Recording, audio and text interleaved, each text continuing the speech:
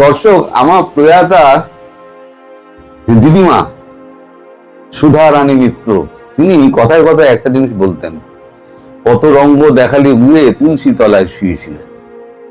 এখন বাংলাদেশ সরকারের যে অবস্থা, তাতে ভারতের সব লোকজন খেক শিয়ালের মতো খ্যাক খ্যাক খ্যাক খ্যাক করে হাসছে।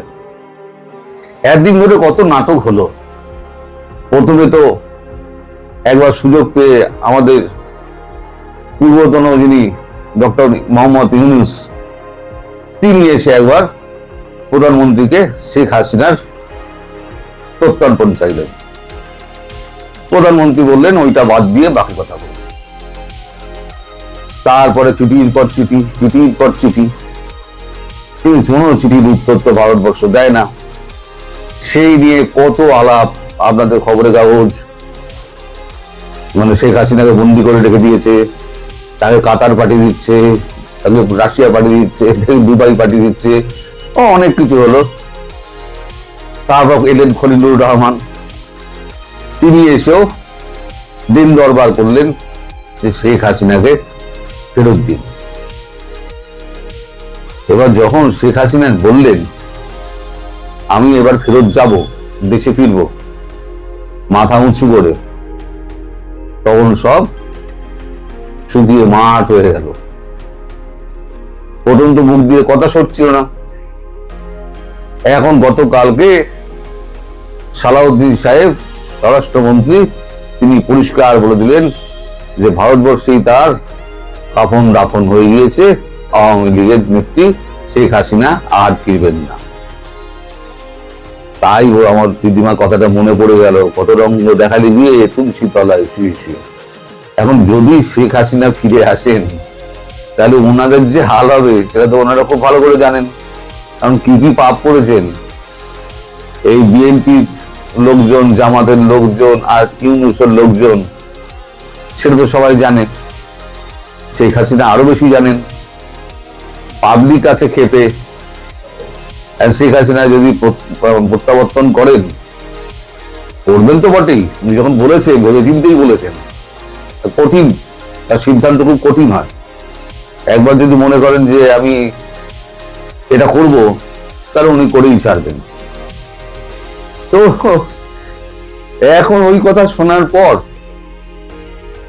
আমাদের সাউথ ব্লকে সব ফিসফাস হচ্ছে, কেউ মুচকি হাসছেন। জয়শঙ্করজি ভালো কথা বলেছেন, জয়শঙ্করজি বলেছেন এগুলো সব স্টানবাজি।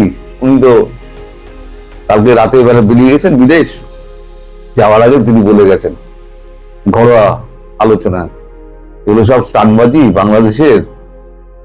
আমি জানতাম যে এই স্টানবাজি বেশি দিন টিকবে না। আমি ওই জন্য মোদিজিকে বলেছিলাম আপনি একবার বলুন যে হ্যাঁ আমরা প্রত্যর্পণ করে দিচ্ছি, দেখবেন নেবে না। ওরা এতটাই ভয় পায়। এখন দেখা গেল যে সত্যি সত্যি ডক্টর জয়শঙ্কর অত্যন্ত বুদ্ধিমান মানুষ। তার যে মানে আগাম চিন্তা ভাবনা কতদূর বিস্তৃত হতে পারে, সেটা কিন্তু সালাউদ্দিন সাহেব প্রমাণ করে দিলেন। এত ভয় শেখ হাসিনাকে, আমাদের ওই ডক্টর ইউনূস, তিনি তো ঢপ মেরে মেরে মানে পুরোটা চালিয়ে দিলেন।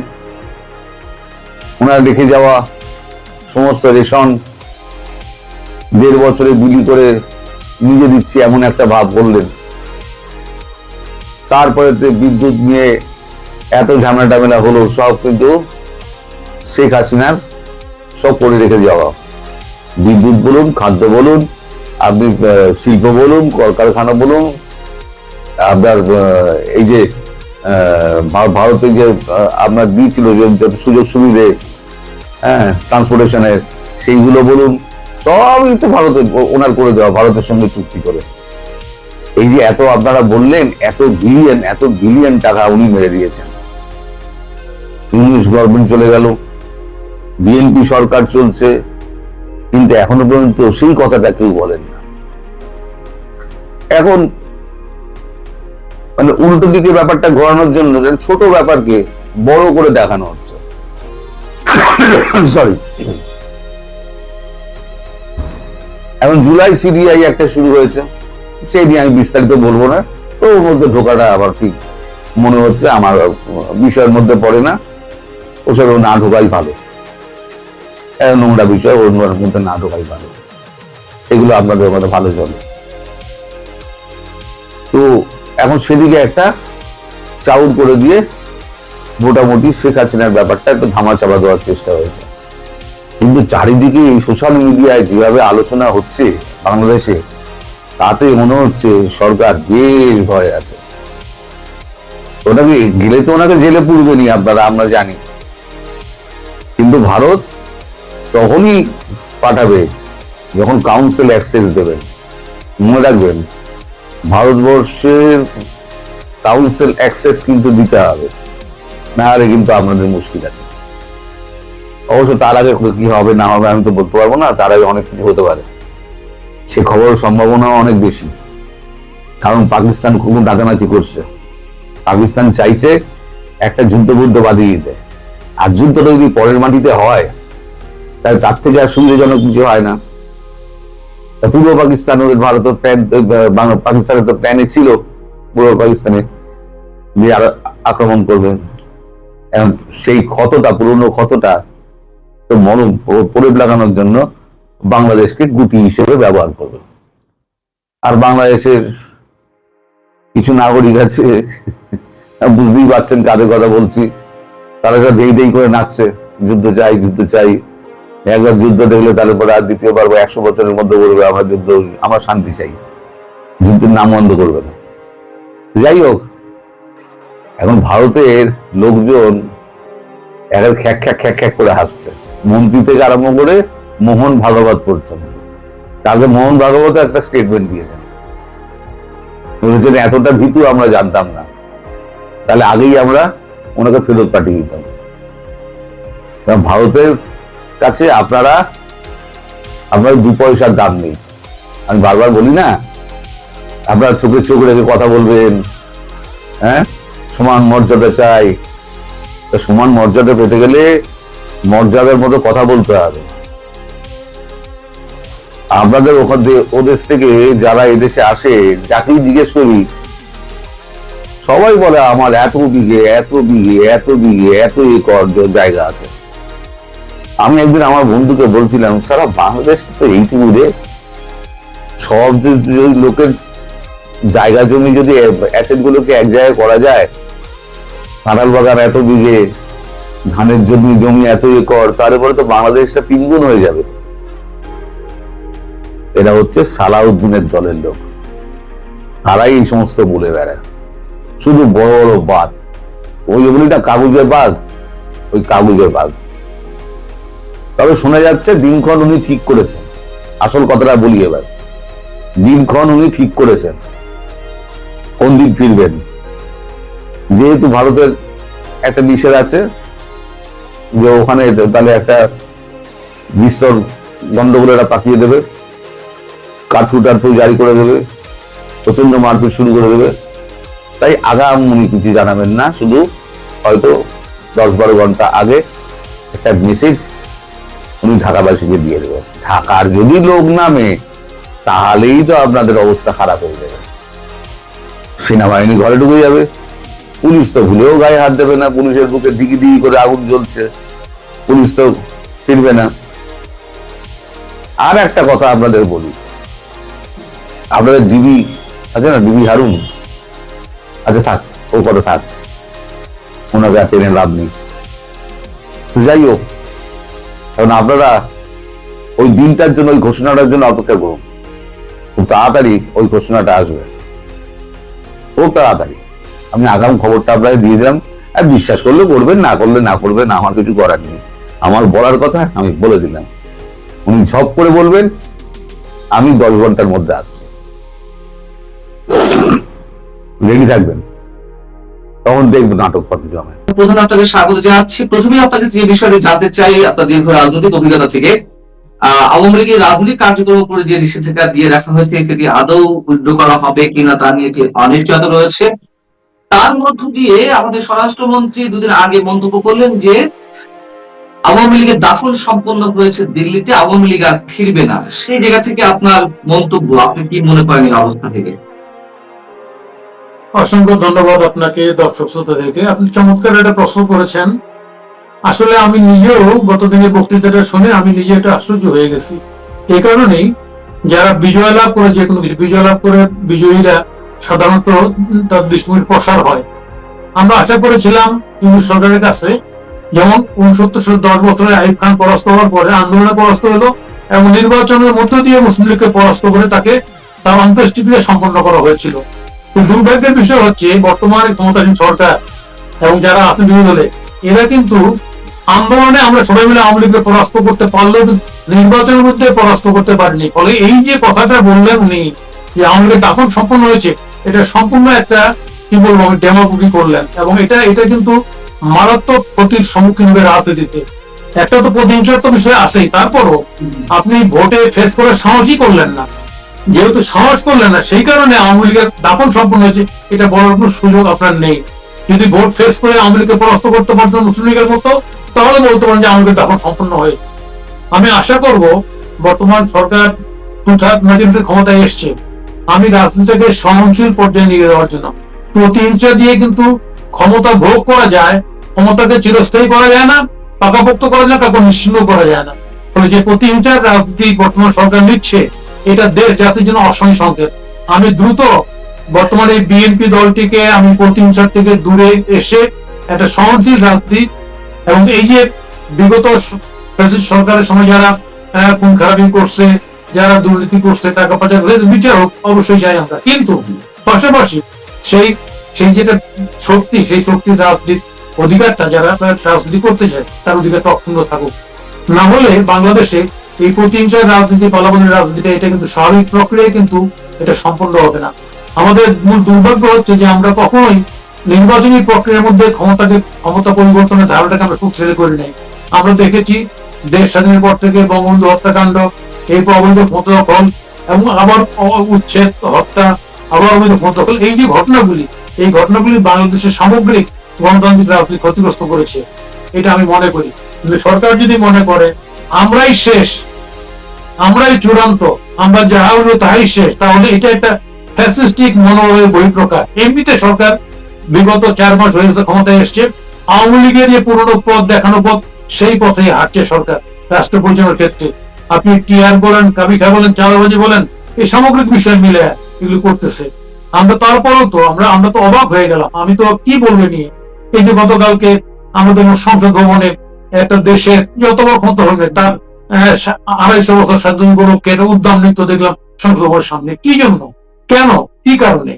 এটা আমেরিকার কাছে কি এত ক্ষমতা যে ক্ষমতার কারণে আমেরিকা যা বলবে তাই শুনতে হবে? আমি তো কোনো কারণ খুঁজে পাই না। আজকে মধ্যপ্রাচ্যে একের পর এক যখন হত্যাকাণ্ড, আমেরিকা সমর্থন ইসরায়েল চালিয়ে যাচ্ছে, শিশুর থেকে শুরু করে আমেরিকা নিজেও ইরান হত্যা করলো। সেই আমেরিকার এরকম কোন উদ্যম নৃত্য তার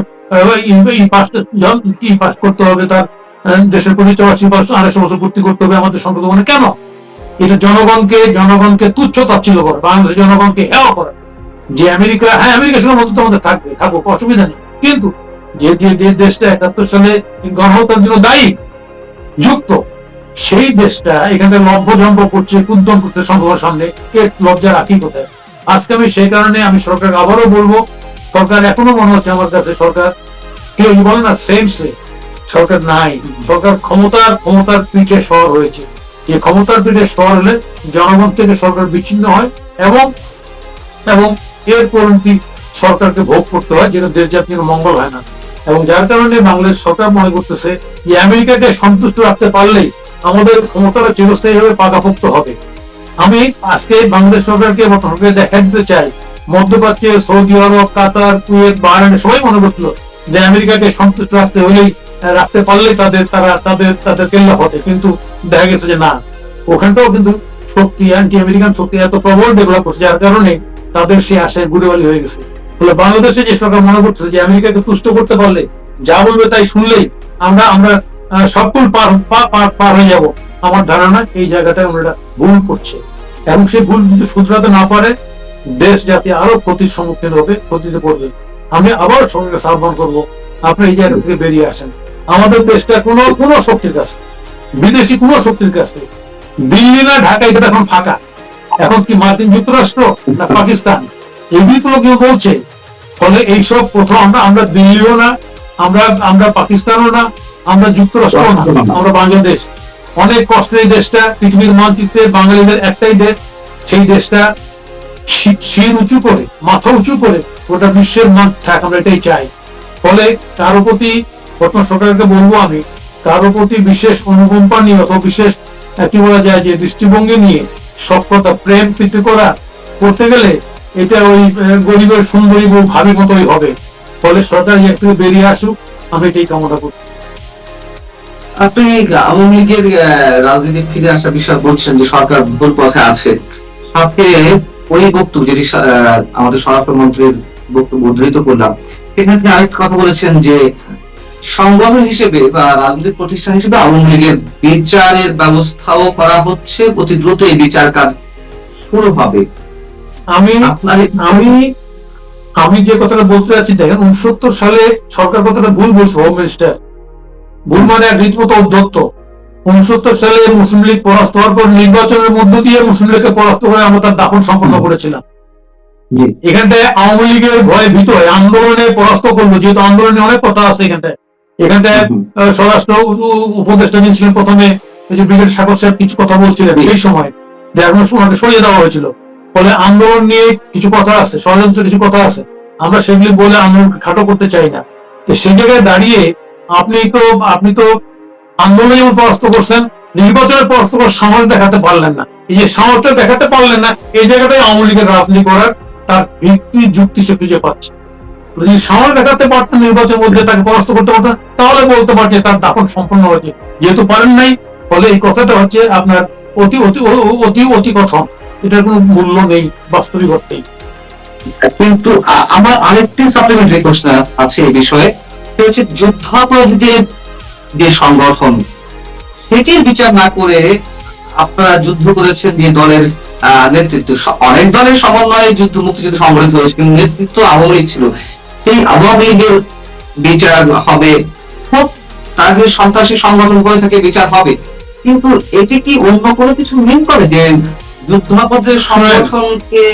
জি, মিন তো করে। আপনি দেখবেন এই যে জুলাই যোদ্ধা, আমরা দেখেছি, আমরা যখন ওই যে সংস্কার কমিশনে বসেছি, আমরা দেখেছি মুক্তিযুদ্ধটাকে খাটো করে বাইপাস করে ডিলিট করে একটা পুনরায় ম্যাটিকুলার ডিলিটের সঙ্গে এগোতে চাইছি, যার কারণে আমরা সংস্কার কমিশনে সই করিনি। আমরা বেশ করে আমরা সম্মতি হই নাই। এই যে আন্দোলনের কর্মী বীর, তাই না? আমরা তো এই বাংলাদেশ তো আন্দোলন সংগ্রামের দেশ। এটা 52 সাল থেকে শুরু হয়েছে, 69 হয়েছে, 71 হয়েছে, তাই না? যেহেতু সশস্ত্র মুক্তিযুদ্ধ হয়েছে, তার জন্য তাকে মুক্তিযুদ্ধ বলা হয়। এখানটায় এই যে জুলাই যোদ্ধা, তাহলে কি ওনারা কি সশস্ত্র, এই যে কথা জুলাই যোদ্ধা যদি ওনারা হন, তাহলে কি এই যে গুলিগালা বোথ সাইড এগুলি ওনারা করছেন? আচ্ছা, যদি করে থাকেন তাহলে তো এটা তো অন্যায় করছেন। গণ আন্দোলনের বিষয়টাই অস্ত্রের বিরুদ্ধে নিরস্ত্র সংগ্রাম, এটাই পৃথিবীতে হয়ে আসছে। আজকে মুক্তিযুদ্ধকে খাটো করার জন্য ওনারা মুক্তিযুদ্ধের পাশাপাশি জুলাই যোদ্ধা নিজে ঘোষণা করছেন। এক, দ্বিতীয় কথা, ইউনূস সাহেব এগুলিকে প্রশ্রয় দিয়েছেন। এবং দেখেন ভাতার ক্ষেত্রে 20,000 টাকা ভাতা, 25,000 টাকা ভাতা করছে, মূলত মুক্তিযুদ্ধটাকে কাউন্টার করার জন্য। এখানটায় পাকিস্তানি ভাবধারাটাকে নতুন স্লোগানে, নতুন মোড়কে এখানটায় প্লেস করার জন্য তারা এই কাজটা করছে। অথচ এই আন্দোলনে আপনি জানেন যে শুধুমাত্র ওই জামাত শিবিরই ছিল না, জামাত শিবির তো ছিল ঘাপটি বাইরে আওয়ামী লীগের সঙ্গে গুপ্ত হিসাবে, জামাত ছিল প্রকাশ্যে, তাও বিএনপি ছত্রছায়ায়।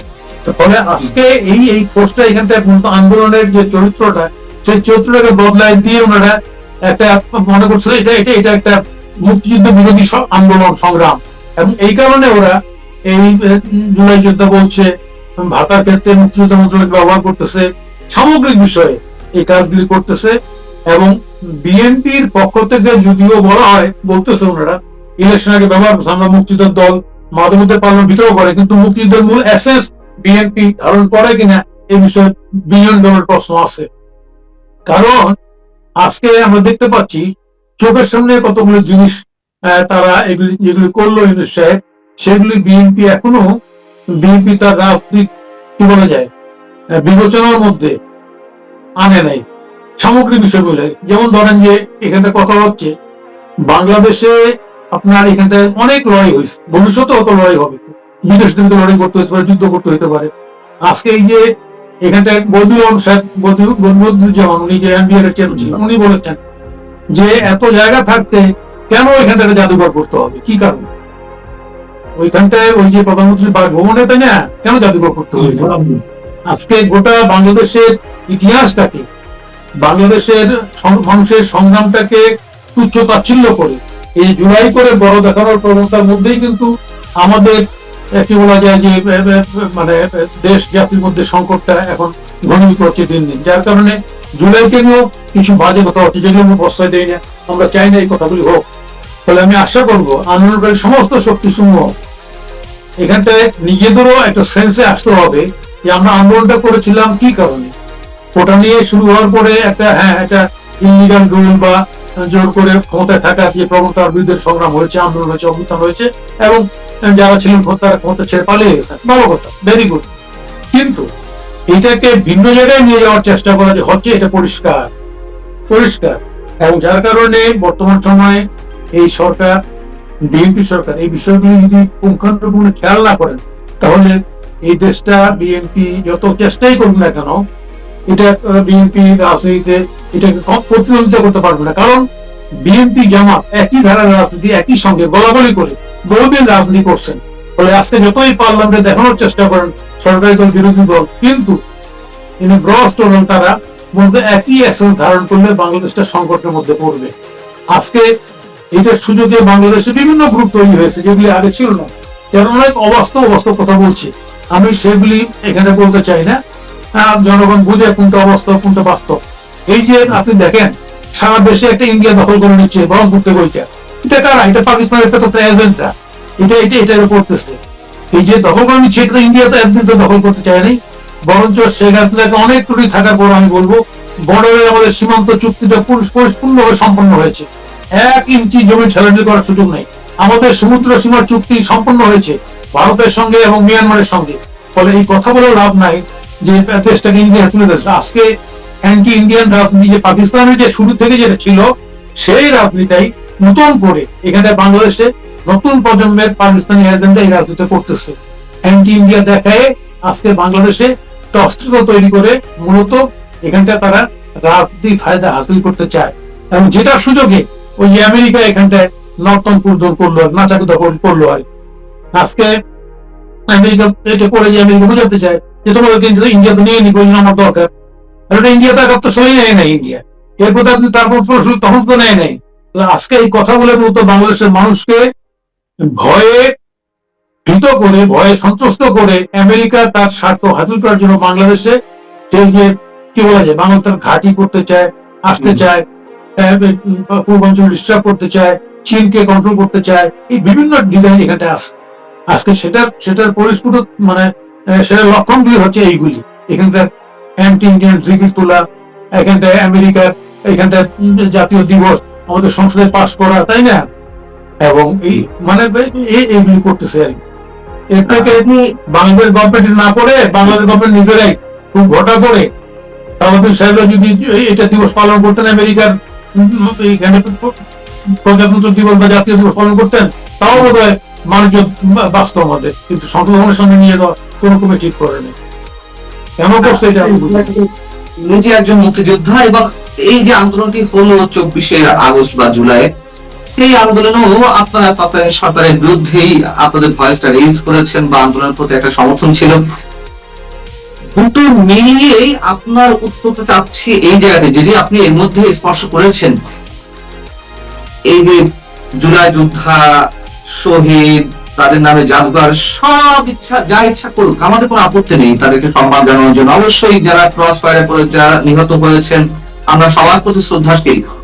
কিন্তু সবকিছুই এই মুক্তিযোদ্ধা মন্ত্রণালয়, মুক্তিযুদ্ধ বিষয়ক মন্ত্রণালয়ের অধীনে কেন করতে হবে? অন্য কোনো মন্ত্রণালয় ছিল না নাকি? এটি ম্যাটিকুলাস ডিজাইনের অংশ? না, আপনার দৃষ্টিভঙ্গি পরিষ্কার। মুক্তিযুদ্ধটাকে মেলায়ন করে দিয়ে এটাকে হাইলাইট করতে চায়। মুক্তিযুদ্ধ সম্পর্কে দেখবেন ওদের যারা দালাল আছে, পরে আছে যারা বলে 71 মুক্তিযুদ্ধ না, ইন্ডিয়া ষড়যন্ত্র করে, শেখ মুজিব ষড়যন্ত্র করে দেশটাকে ভাগ করছে, এই কথা যারা বলে দেয় না, এটা তাদের এই ব্লুপ্রিন্ট হিসেবে কাজগুলি হচ্ছে। একটা গ্রুপ তো এটা সমানে ক্যাম্পেইন করতেছে, ৭১ কোনো মুক্তি তো হয়নি, ভারতের সঙ্গে মিলে ষড়যন্ত্র করে দেশটা ভাগ হয়েছে, এই দেশটা ভাগ হয়েছে, পাকিস্তান ভাগ হয়েছে, এই তথ্য যারা দেয় এটা তাদের এই উদ্যোগ প্ররোচনা। আমি এই জায়গাটাই বিএনপি কে বলতেছি যে যদি সত্যি সত্যি আপনারা জিয়াকে মুক্তিযোদ্ধার ঘোষক মনে করেন, জিয়া মুক্তিযুদ্ধ দল মনে করতেন না, তাহলে আপনাদের এই জায়গাটা আপনাদের দৃষ্টিভঙ্গি চোখ কান খোলা করা উচিত। যদি চোখ কান খোলা রাখেন তাহলে অবশ্যই আপনাদের সঙ্গে এই কাজগুলির অবশ্যই সংঘাত হবে, এবং সেই সংঘর্ষের ফলে বাংলাদেশে সত্যিকার অর্থে আওয়ামী লীগ মুক্তিযুদ্ধের নামটাকে ব্যবহার করে যেটা করেছে, নিশ্চয়ই আপনারা সেটা করবেন না, এবং বাংলাদেশের মানুষ সত্যি অর্থে মুক্তিযুদ্ধের যে আকাঙ্ক্ষা, সে মুক্তিযুদ্ধের যে অপরিত আকাঙ্ক্ষা, সেই আকাঙ্ক্ষার বাস্তবায়ন দেখতে পারেন। আমার শেষ একটি বিষয় জানতে চাওয়া, সেটি হচ্ছে যে শেখ হাসিনা ঘোষণা দিয়েছেন যে একেবারে ডেফিনেট করে দিন তারিখ, মানে মোটামুটি টাইম ফ্রেম উল্লেখ করে যে তিনি ডিসেম্বরের মধ্যে ফিরে আসবেন এই বছরের। সরকারের পক্ষ থেকে তো ওয়েলকাম জানানো উচিত, যেহেতু তাকে বিচার মুখোমুখি করতে চাই এখন যারা স্টেক হোল্ডার আছে রাজনীতিতে, বিরোধী দল, জামাত কিংবা এনসিপি, আর সরকার তো আছেই। সরকারের পক্ষ থেকে আমরা এখনো পর্যন্ত কোনো ধরনের স্ট্রেট কোনো মন্তব্য দেখলাম না। হ্যাঁ, তিনি যদি ফিরে আসেন তাহলে আমরা তার জন্য সব ধরনের প্রক্রিয়া অবলম্বন করছি, তাকে ট্রাভেল পাস দিচ্ছি, বাড়িতে দিতে, এই বিষয়ে যা যা বলা দরকার কিছু এখনো শুনতে পাইনি। শুধুমাত্র চিফ প্রসিকিউটর বলেছেন ট্রাইব্যুনালে যে তার ফিরে আসতে কোনো বাধা নেই। কেন সরকার থেকে স্পষ্ট কোনো বক্তব্য দেওয়া হচ্ছে না? আর পাশাপাশি শেখ হাসিনা আরো ফিরে আসবেন কিনা, আপনার রাজনৈতিক অভিজ্ঞতা কি বলে? আসলে সরকার জানে কিনা জানেন, দেশবাসীও আমরাও জানি না। একটা হচ্ছে যে বিগত সরকারের প্রধানমন্ত্রী শেখ হাসিনা যখন বিদেশে গেছেন, তখন তো এই কথাটা তো আসছে, সরকার আমলেই উনি রিজাইন করেন নাই, রিজাইন তো পাওয়া যায়নি, এই কথাগুলি তো আসছে। উনি যে ইন্ডিয়ায় গেলেন, এটা আমার কাছে মনে হচ্ছে এটা অ্যারেঞ্জমেন্ট, আমেরিকার সঙ্গে ইন্ডিয়ার অ্যারেঞ্জমেন্টের মধ্যে দিয়ে উনি গেছেন। এটা আমার ধারণা। বর্তমান সরকার, ইউনিট সরকার এটা জানার কথা না, কি অ্যারেঞ্জমেন্টের মধ্যে দিয়ে উনি গেছেন, হয়তো সেটা ওয়াকার সাহেব জানলে জানতে পারেন বা আর্মি জানলে জানতে পারেন। তাহলে যে অ্যারেঞ্জমেন্টের মধ্যে উনি গেছেন বা ওনাকে নিয়ে দেওয়া হয়েছে জায়গায়, হ্যাঁ, সেটা কি ছিল সেটা আমরা জানি না। উনি যে বলছেন আসবেন, উনি নিশ্চয়ই তার কোনো অ্যারেঞ্জমেন্টের কথা উনি বলছেন, এটা সম্পর্কে কমেন্ট করা খুব ডিফিকাল্ট। তবে আমি মনে করি প্রধানমন্ত্রী হিসেবে উনি ছিলেন দেশের, ওনার রায় হয়েছে, ওনার দেশে এসে ফেস করা উচিত, কারণ ওনার অসংখ্য কর্মী সাথী দলের এখনো নানা নির্যাতনের শিকার হচ্ছে। ফলে উনি বিদেশে থেকে এসব না বলে দেশে এসে ওনার এই মামলা ফেস করা উচিত মনে করি। যদি আমার শেষ প্রশ্ন ছিল যেটি করলাম আমি, তারপরও আপনি যে মন্তব্যটি করলেন সেই জায়গা থেকে আরেকটি সম্পূর্ণ প্রশ্ন দাঁড়িয়েই যায়। যদি যুক্তরাষ্ট্র এবং ভারতের যৌথ অ্যারেঞ্জমেন্টে শেখ হাসিনা বাংলাদেশ ত্যাগ করে থাকেন, তাহলে আমরা তো আবার এটাও জানি, মানে অনেকে বলছেন, বিশেষজ্ঞদের অনেকে, বা ফরাদ মাজহা তিনিও বলছেন যে আন্দোলনটি হয়েছে সেটির মাধ্যমে রিজিম চেঞ্জ করেছে যুক্তরাষ্ট্র এখন ক্ষমতা রয়েছে। তাহলে আপনি আপনার অভিজ্ঞতা থেকে একটা সমীকরণ দাঁড় করানোর চেষ্টা করলেন যে যুক্তরাষ্ট্র ভারতের অ্যারেঞ্জমেন্টেই শেখ হাসিনা দেশ ত্যাগ করেছেন। এটি কি অন্য কোনো হিসেব আছে আপনার কাছে? না, আমার কাছে এখনো কোনো অন্য হিসাব নেই। সবাই মনে করে যে ডিপ স্টেটের খেলাও আছে, এটা অবধারিত, এটা আমরা সবাই জানি। এখন মার্কিন সরকার আর ডিপ স্টেট তো আলাদা, একেবারে সবসময় এক থাকবে তা নিশ্চয়ই না। শুনেন, এখানটায় প্র্যাকটিক্যালি একটা কথা বলি আপনাকে, আমি যেখানে শুনছিলাম এটা, আমি কোনো ডকুমেন্ট করি নাই, যে যখন 47 যখন দেশটা ভাগ হয়, তখন হ্যারি ট্রুম্যানের প্রেসিডেন্ট লর্ড মাউন্টব্যাটেন বলছিল যে তোমরা যে ভারত ছেড়ে আসতেছ, আমার জন্য কি রেখে আসলাম? তখন লর্ড মাউন্টব্যাটেন এই ম্যাপটা দেখিয়েছিল পূর্ব পাকিস্তান, যে এইটুকু তোমার জন্য রেখে আসতেছে। আমেরিকার, তাহলে আমেরিকার তো প্ল্যান তো 71 মাইল পেয়েছে এই জায়গায়, তাই না? কিন্তু তারপরে তো সে হাল ছাড়ে নাই, সে তার পরিকল্পনা অনুযায়ী আগাচ্ছে, জানেন না ভবিষ্যৎ কোথায় ঠেকবে। তো পৃথিবীও আগাচ্ছে, আমেরিকার মাতবরি আগের মতো থাকবে কিনা এটাও একটা প্রশ্নের সম্মুখীন। তো সব দিক মিলিয়ে এসব বিষয়ে কথা বলার এখনো আসলে, তবে আমি মনে করি যেটা আমাদের জাতি হিসাবে আমাদের কারোর সঙ্গে বিশেষ কোনো চুক্তিতে জড়ানো উচিত না, সে যেই হোক, সেটা ভারত হোক, সেটা দিল্লি হোক, সেটা আমেরিকা হোক, সেটা চায়না হোক, কারোর সঙ্গে না। আমরা একটা দেশ, আমাদের দেশটা ছোট হলো, পৃথিবীতে বাংলা নামের বাঙালির একটা দেশ, এই দেশ অনেক তিতিক্ষার পর, সংগ্রামের পর, শহীদের পর এই দেশটা এসছে। আমরা সেই দেশটা পৃথিবীর মানচিত্রে উজ্জ্বল থাকুক, কারো নেওয়াটা না হোক, কারো গুটি না হোক, আমরা সেটাই চাই। আমার বিশ্বাস বাংলাদেশের রাজনীতিতে সেই লক্ষ্যেই প্রবাহিত হওয়া উচিত। আমরা সেটাই চাই, আমরা সেটাই চাই, এবং নিশ্চয়ই আপনাদের মতন যে কজন মুক্তিযোদ্ধা এখনো আমাদের মাঝে আছেন তাদের যে উর্বর চিন্তা চেতনা, সেই ধারায় অন্তত বাংলাদেশ এগিয়ে যাক, এটুকুই আমাদের চাওয়া। আপনি ভালো থাকবেন নাজমুল হক প্রধান।